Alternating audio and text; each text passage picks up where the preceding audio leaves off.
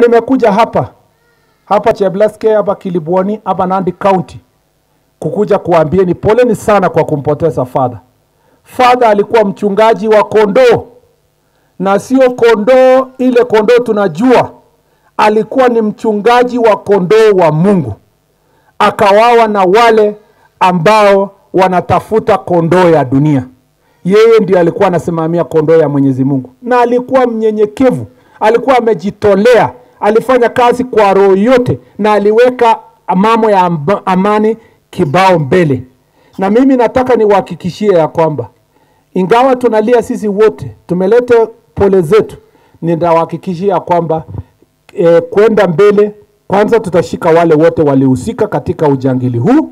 Ya pili ni kuhakikisha kwamba tutajitahidi hata zaidi kuhakikisha tumepunguza mambo ya wizi ya ng'ombe na uwaji ya watu. Watu wengi wanauliza ni nini ilifanyika ndio tukapoteza father. Mimi nataka niseme kwa siku 3 tumesikitika kwamba kwa siku 3 mfululizo tulipoteza watu watatu. Tulipoteza bwana Simon Gata ambaye alikuwa anasaidiana kujenga barabara, na bwana Boniface Ongote ambaye alikuwa ni fundi, na Father Alois Bet ambaye alikuwa mhubiri. Kwa hao wote watu watatu, ningetaka kusema ni kwa nini hawa majangili walienda kupiga hawa watu watatu ikiwa pamoja na Father Alois. Ni kwa sababu kwa wiki 3 iliyopita askari wetu ama idara ya polisi imeongeza ile operation ya kuondoa wahalifu kutoka sehemu hiyo. Na kwa sababu ya hiyo operation tumeweza kushika watu karibu 4 ambao ni majangili sugu, na wengine 2 wakauawa.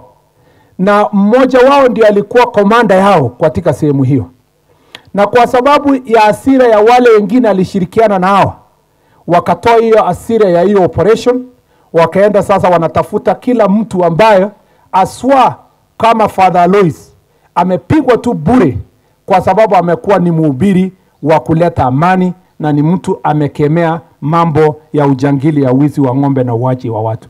Father Alois amewawa bure. Amewawa na majangili ambao ni adui ya amani katika sehemu za Kerio Valley.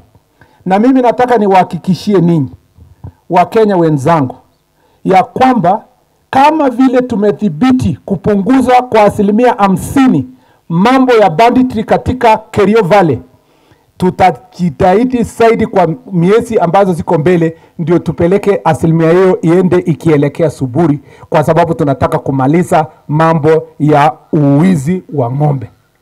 Tunataka kumaliza uwaji ya watu.